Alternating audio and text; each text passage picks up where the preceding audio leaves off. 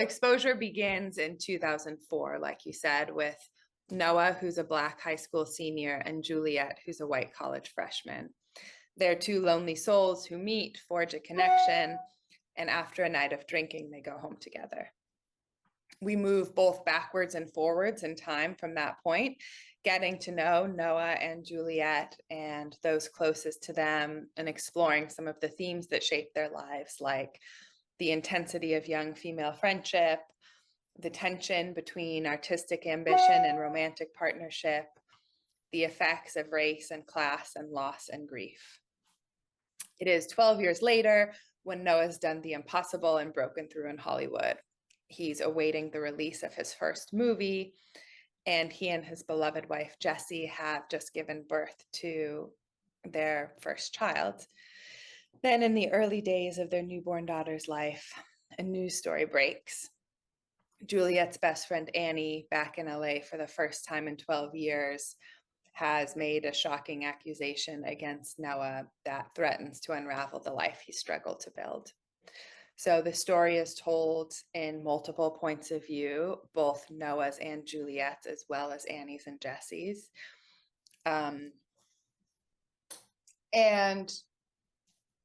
to try to answer your question, the project of the novel is to try to empathize with different points of view at the same time, or two different truths, that like to make space for the idea that more than one truth can exist at once.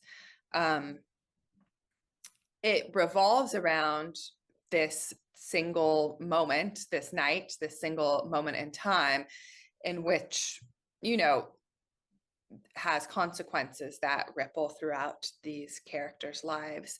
But to really tell that story, I really felt that we had to know the characters deeply. And that's why the time span is so long. That's why there's so many different themes that are covered. There's also, you know, the grief of losing parents, the grief of losing friends, the intensity of new motherhood, you know, the struggle to make it, the dreams, all of it is just, I felt essential to both really be able to empathize with who these people are, and to really like find the human beings behind the headline. So that, yeah, that's how I felt that the story needed to be told. The book does deal with themes of both the Me Too movement and cancel culture. I feel that it's important to say that this book deals with a case that has a real gray area in it, and that in no way am I implying or do I believe that every case does. There are a lot of situations, you know, with no gray area. What I was interested in looking at in this book, I actually got the idea for this story in 2016, so just before the beginning of the Me Too movement. But during that election cycle where I think the current form of social media culture had been born recently, was being born, that sort of intense division that still very much defines our public life. And I think one of the things that I was observing and that I wanted to speak to in this book is just how easy it can be to lose the human beings behind a headline, right? And these sort of like quick takes that happen, or how much it can be easy to feel like people on the other side of any of the many battle lines we've drawn are simply like bad or evil. And so we can have our own really passionately held beliefs and hold on to those, I think, while still recognizing the humanity of people who see things differently than we do.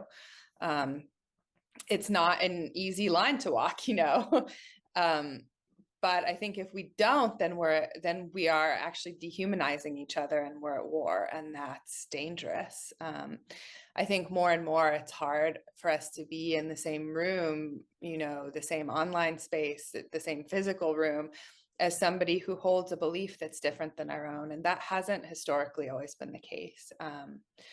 So in the broadest sense, that's what I was trying to work with in this book, is just to point out, like, on the surface it seems one way, but when you delve underneath, like, there are always these humans there who have their own, like, deep histories and losses and histories of trauma in their own lives, in their lineages, that all inform who they've become in the world. And yeah, again, I think, like, I feel that it's good in a way that it took me this long to write this book, because I think now is a good moment to be able to think about putting back, like, reinfusing some complexity into the conversations where in some ways it's been sucked out, and we're being asked to say, like, it's black or white. Are you on this side or that side? And I think for us to be able to live in some of that gray area sometimes, to wade into it at least, to acknowledge the complexity of certain conversations and situations. Again, not every single one. I'm not, trying to make any blanket statements, but I think that there are conversations that could use more room for nuance and complexity than they are currently given in our cultural spaces. And so I just hoped for this book to be a kind of contribution to that.